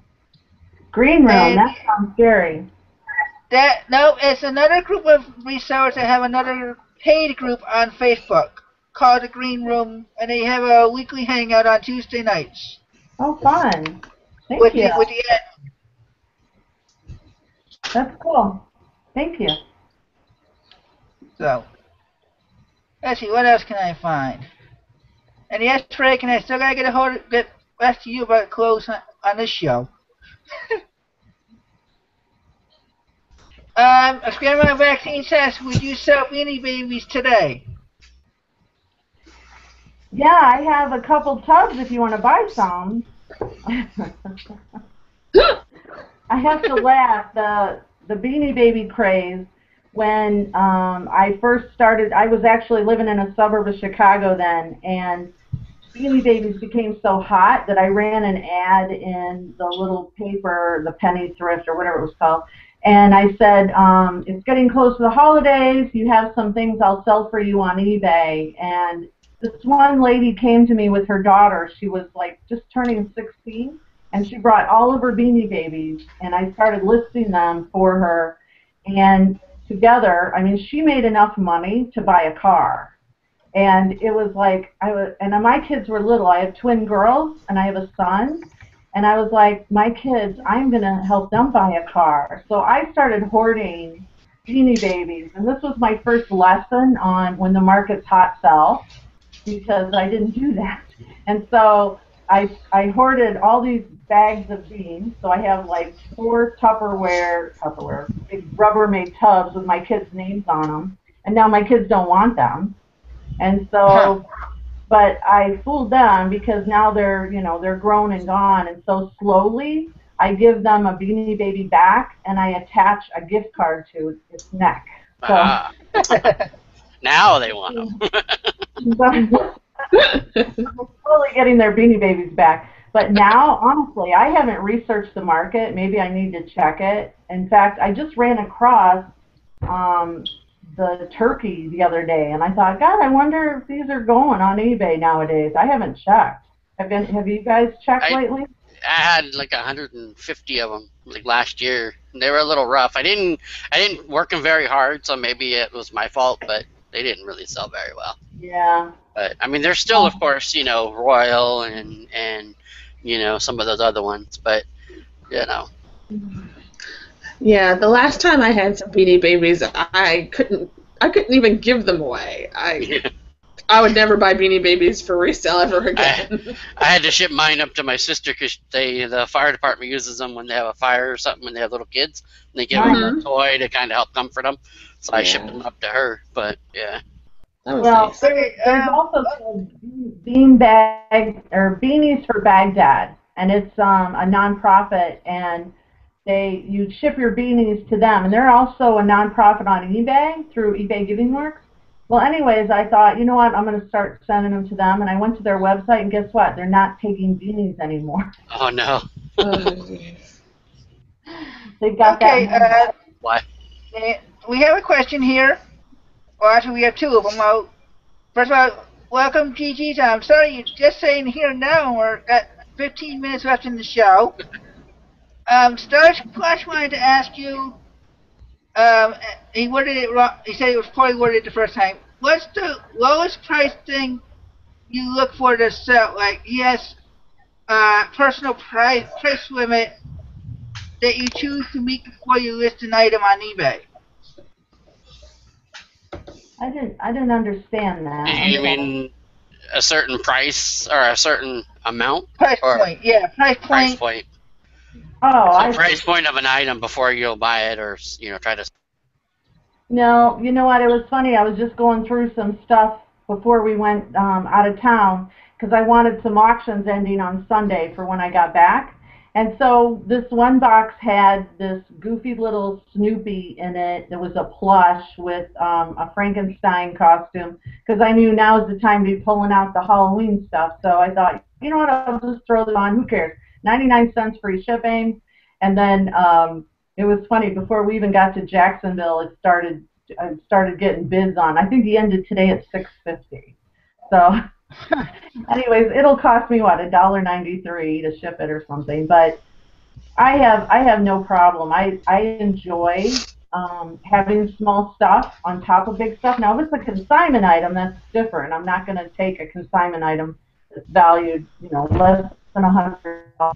But if it's mine, I don't care. It's like, okay, do I throw this in the garage sale or shall I throw this up on eBay? And I always just make that decision. I don't mind, because you know what, the small stuff, I've got a Louis Vuitton up. I just dropped the price. I had it up for $1,400, and I just dropped the price a little bit because I'm waiting for an offer to come in. So I thought, you know what, by putting out the small stuff, it helps bring people in, like my stupid trolls. They brought in, I just sold a vampire game on there for $14.99 that I really didn't expect it to sell, because the research showed, the odds were low, but since I had it and it was mint factory sealed, I went ahead and put it on anyhow. So I think that the small stuff, and I'm an auction fan, I'm always going to be an auction fan, so I think that the small stuff brings people in to see your other stuff. So. Okay, and another question we have. Nice to see you. I don't know if you've been to our show before, Karen Petrovitz. I'm sorry if I messed up your last name. She said she saw a video online where you talked about buying a domain name to stir the traffic into your eBay store. Can you talk about that? Yep. So when people are brand new and before they open an eBay store and before they have a name, I'll tell them to go to GoDaddy and start putting names in there before they open their eBay store. So then they can kind of see what names are available before they start branding themselves, because you want the same names, you want the same colors. It's all about marketing styles. So if you go to GoDaddy and start looking it up, and then like me, I ended up with AskDanna.com, and that's what I've had forever. And I have that domain name. So you do what's called, forward. So if somebody types in AskDanna.com, it's forwarded from GoDaddy to my eBay store. And it's a lot easier to market AskDanna.com than it is, okay, go to stores.ebay. The name of my store. Yeah. It's a lot easier to market, and it gives a more professional presentation, and it looks nice on a business card versus store and all that.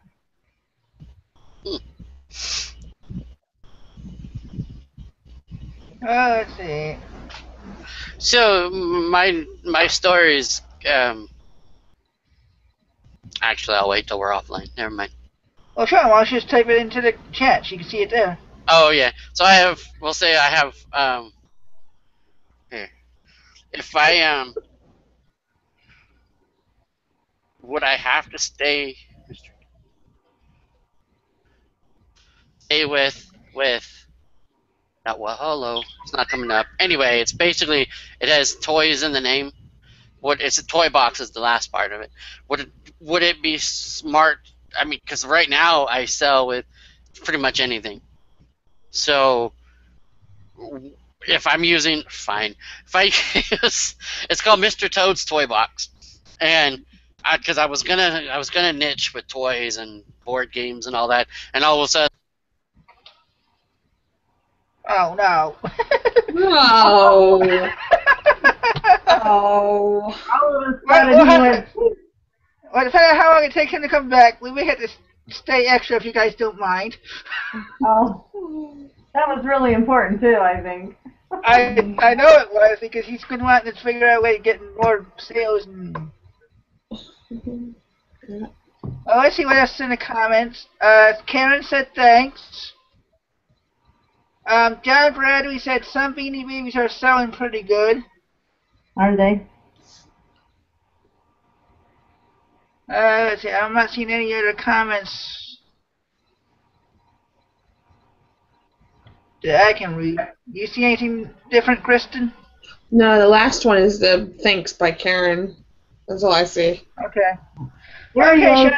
Sean, you can continue your So- question. Anyway, so but I kept that because I had worked enough to get it up, like #1 or in the Google search and stuff. But now I sell pretty much anything except toys. Well, no, I sell some toys, but not a lot. Should I go back to focusing on toys if I'm going to use that name again, or would it be? Do you think it'd be okay to keep selling pretty much anything, or? So that's the name of your store, not your eBay ID. No, not my eBay ID. No, Okay. that's the name of the store. So it could be like, it depends on how you marketed it. So if you've been putting the link out there everywhere, and it's already, because those links, like I mentioned earlier, I put links on so many blog sites and so many sites that if I changed Ask Danna to Power Selling Mom, they'd all become dead, and it's not worth it. So if you have not been out there hustling and marketing it, if you haven't been putting it out on Twitter, I'm tweeting right now. I have tweets going out every 20 minutes, or I have tweets going out all the time. Twitter is my favorite marketing tool, actually, and those links would all become dead. So if you haven't done any of that, then the opportunity is there for you to go a new direction. That's what I was thinking, if it would be, because I haven't done very much of any of that. So okay. Then you I could rename it or get the something. branding with the Facebook page, the Facebook business page, the Twitter, the Pinterest. Get the Pinterest board going, Instagram. But I was going to keep the Cool Toads kind of theme with it, but not with toys per se. So that's the part I kind of want to change. Yeah. Cool. Okay. I like Cool Toads. So go to GoDaddy and start putting in Cool Toads something, Cool Toads that, and then just start playing with names until something catches. Yeah, there is a Cool Toads photography or something like that. And it's crazy because his name is Sean too. I was blown away. I was like, what the heck? Yeah, it was crazy. I was like, whoa, it's like a whole nother, me or something. You can't have the word eBay in your name. That's the only thing. True. Hey, Yaya says, finally when he says his business name, he is cut off. Laugh out loud. Yeah. Yep. My computer's like, aha, psych. Yeah, it's like, back in the day we could put a Beanie Baby on, or I'm sure you could remember, those of you that have been on a long time, you put your item on, it's guaranteed you're making money. Oh, so yeah, man, you can put a toothpick up there and sell it for $1, man. Yeah, it was a blast. So now it's a little more challenging. So you have to get a little more creative. So like, I lucked out today getting $122 for my trolls, but that was an interesting item. But it's like when I put something on, it's like my husband calls me an eBay hooker, because I say how I have to get out there because I have to go out there and hustle my eBay stuff. You have to go out and advertise it over here and put it over there, put it on Twitter. You have to work a little bit harder than we used to. All right, well, we got about 6 minutes. See if there's any last-minute questions from anybody or comments. I don't see any yet. Oh, wait. Okay, Star Squatch is asking you, what is the biggest myth about eBay? The biggest myth? Yes. Biggest myth is that eBay is only cares about buyers. Or no, here it is. The biggest myth I've heard is that they only care about the big sellers. I think that that's the biggest myth, because eBay, I can remember people, slamming eBay. So people come to me and say, oh, eBay sucks, I can't make any money. And then guess what? I go in and look at their stuff. They actually got stuff that nobody wants. So they haven't done the research to see what the odds are on making sales. So I think that the biggest myth is that eBay does care about all of us to be successful. There's no vendetta out because we're small sellers, because we all want to be successful, and eBay wants us to be successful. So that's my opinion, of course, but I laugh when I hear that. I came in laughing because I think I have a few of those things that nobody wants. That's the first thing I heard. Well, you know what? I may have a couple myself, but you know, I take it out for a spin. I hate inventory, so if I haven't sold it in 6 months, it's out of here. Yeah, I think I'm gonna have to adopt that too. Okay, Kristen and Sean, do you have any last-minute questions before we start saying our goodbyes for the night? Are you awake? Hey, Kristen. Hello. Yes, I'm awake. Yeah, which you? He said Kristen or Sean. Oh, did he? Oh, hello Yes. me then. Yeah. Apparently not. I do not. Other than no, I don't. answering my questions, and especially the Whitman one. Yeah. Wasn't intended to be any kind of you know, I don't know. The way it came out kind of wasn't as good as I wanted it to be, but. Oh, you got a lot of help, Pickman, with your name here, Sean. John Bradley says CoolToads.net is available. Oh, nice. Budget Food says Toad's Toys is available. Oh, see, everybody's checking for you now. Ah, nice. Yeah, said eBay Hooker. Now that is a business name. You know, man, yeah, you could probably make some money there too. There you go. How do you feel about sharing your eBay name on YouTube? Laugh out loud. Yeah. I try not to, but yeah. Yeah, there's a lot of people that don't like to share their names on YouTube because of Well, I will off the air. Wow. Yeah, I would off the air, like certain people, but yeah, not like where anybody could watch it, you know. Well, you got to market. What is the deal? Why wouldn't you share it? I don't understand. Well, yeah. Maybe that might be something we may need to talk as we go off the air. Yeah. Just so. Okay. But you know, it's not like. Once I mark it and stuff, yeah, I can. I mean, there's ways to block the things that have happened in the past, but yeah, I would then, but not anytime soon until I decide to get into that point. Okay. Sean, Jeff Davidson says, quickly buying up all the Toad domains. You don't just remember, Jeff, I can come visit your house. You're just down the highway from me. He says, I wanted all Toads with free shipping. Oh, yeah. And Budget Food says Cool Toads with a K and a Z. That would be kind of cool. Okay, any possible last minute I was going to say, any more last possible questions for our guest in the last 2 minutes before I start saying our goodbyes? Nothing that she probably wouldn't charge me for. No. Just kidding. Not even serious. You guys can email me. Yeah, I was going to say, this is how you get a freebie. Get 2 hours free. Yeah, look at this. No, I love what I do, and I sincerely love helping people be successful on eBay. So, you know, you can always email me and ask me a question in email, and even I tell people to include their phone number, and if I'm free, I may even just call you and say, okay, let me answer that question for you quickly. So, you know, it's not like even when I do my workshops, at the end of my workshops, I don't say, okay, thanks for coming, bye-bye, good luck. You know, I enjoy helping people, so.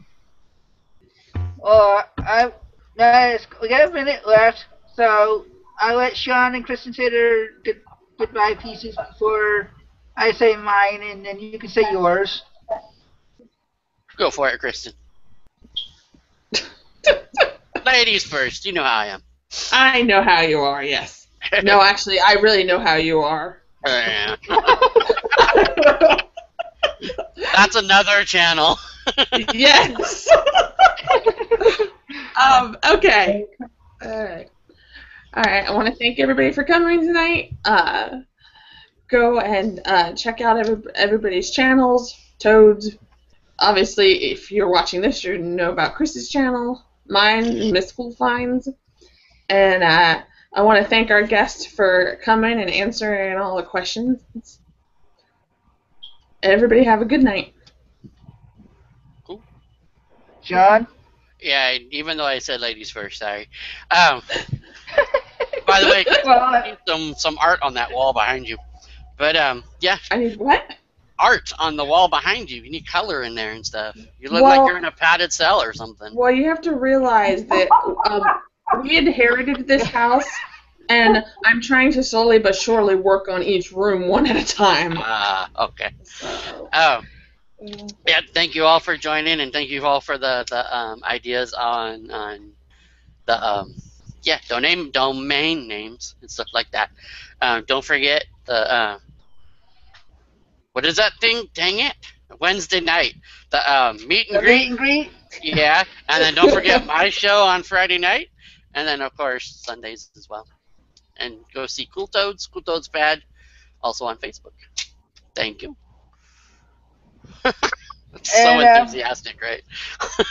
I want to thank everybody that's here. If you're not a member of the National Resellers Advice Yes. Amazon group, please join. We want to hit that 2,000. Like I said earlier, Only like 25 away, too. Danna is going to give me permission to give out her CD as a gift for the 2,000 member contest when we have it. Also, thank you for watching. If you haven't subscribed, please do. Get the word out. If you want any other topics, or if you'd like to see Danna come back and visit again, let her know so maybe we sort of come back every once in a while and help you all learn more about eBay as it changes. Great. Oh, yes. Go ahead, Danna. You can say your goodbyes and all that before I shut this down. Okay, thank you so much for having me on. I really enjoyed it. I think you guys are awesome, and I'm going to, I think I just subscribed, so I'm pretty sure. So if I didn't, let me know. Does it tell you who else subscribed? Yeah, you can check your email accounts, whatever one you have it hooked up to, and if they hide their if they don't want people to know who they subscribe to, it doesn't show. Oh, okay. So I'm sure I've subscribed, and then my YouTube channel is AskDanna, and then that's also my eBay store, AskDanna.com. And then if you have any questions, you can contact me on my website at PowerSellingMom.com. So I created Power Selling Mom because I used to reach out to moms, but I also reach out to dads. So if you type in PowerSellingDad.com, it always brings you back to mom. So you can type that in too. Cool. Thank you so much. Thank you for coming, and Yeah, for all thank you. 20-something we've had, thank you for watching, and see you next week. Over and out. That's a wrap.